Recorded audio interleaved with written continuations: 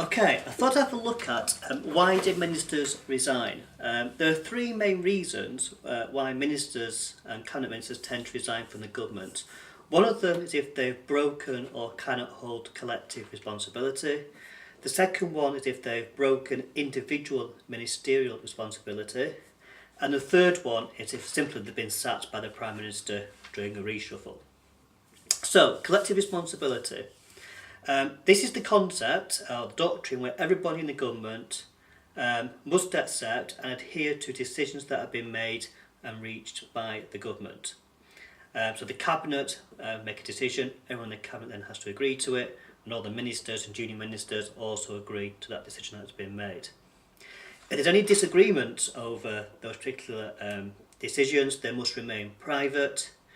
In public, all members of the government must defend the government decisions that have been taken. I would say it's quite rare for a minister to resign over these issues.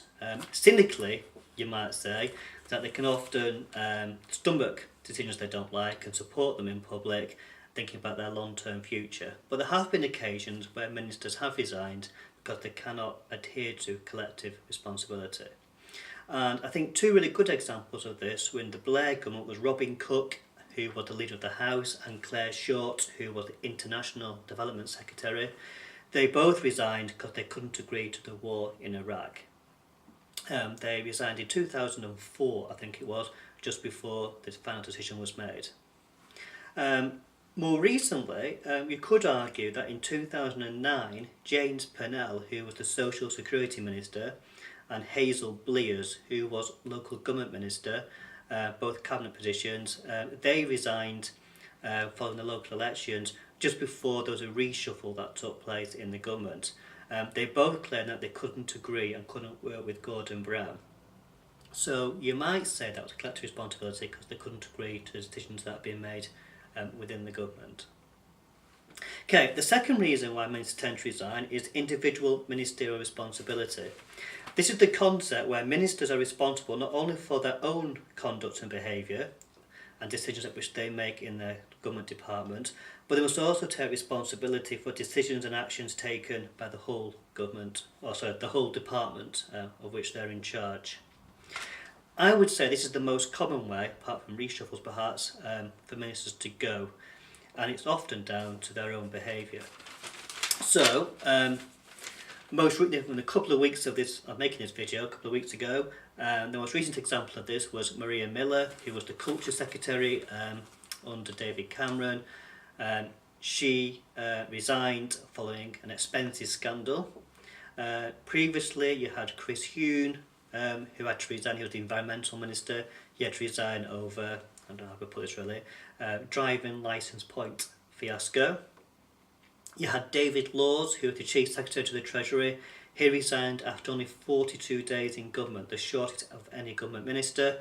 And this was to do with a combination of expenses and also the sex scandal as well.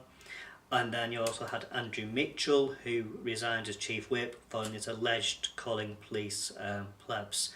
So these are all ministers who've had to resign, mainly over their personal conduct, and very often what you'll see is that ministers will try and hang on to their job until it's become obvious that the press aren't going to let them go. It's become a big embarrassment, a big liability for the government, and then the Prime Minister lets them go or they resign beforehand. Sometimes ministers might resign over problems actually within their department, and with them being seen as not actually dealing with those particular issues or allowing certain things to take place. A good example of this was Stephen Byers. He was a Transport Secretary under Tony Blair, and I think it was in 2001 his advisor sent round I think it was an email which basically said today is a good day to bury bad news. I think it was either just after 9/11 or just after 7/7. I can't remember which of those particular events it was, but clearly that caused a huge media scandal because people had been killed and injured in a terrorist incident, and Stephen Byers' advisors were kind of saying, you know, this is a good time to hide things from the public and got rid of things because the public are looking elsewhere. So Stephen Byers had to go. Charles Clarke, who was Home Secretary under Labour, He had to resign as well, following problems in the Home Office. And his successor, Dr. John Reid, said that the Home Office, and his famous quote was, wasn't fit for purpose. So clearly there were some issues there with how that department was being run under Charles Clarke and his predecessors. Dr. John Reid, by the way, seems to be one of these ministers under Blair. He had several government positions. He always seemed to be clearing up other people's mess. The third reason why ministers often go is down to reshuffles, where the Prime Minister decides to change his cabinet or make substantial changes to his cabinet and to his junior ministerial team as well. Swaps people around, demotes people, promotes people, and then just sacks people as well. Tony Blair and Gordon Brown did this on an annual basis, kind of like an annual ritual where they would do this. Whereas David Cameron has been far more reluctant to do full-scale reshuffles. I think he's done one since he was became Prime Minister. I think he's expected to do another one following the European elections this year. So ministers might be demoted or sacked for a variety of reasons. They might be seen as being ineffective. They might be seen as not fitting into the Prime Minister's views anymore. There might be no reason given. A good example perhaps was Kenneth Clarke under the Cameron government. He was Minister for Justice, yet he was demoted down to Minister without portfolio. And it seems to be because he had quite liberal views on law and order. Wanted things like less prison sentences or less strong prison sentences, and perhaps look at other ways they could deal with potential criminals. For similar reasons, though, ministers might also be promoted, so they might be seen as bringing fresh blood into a cabinet, they might be seen as having new ideas.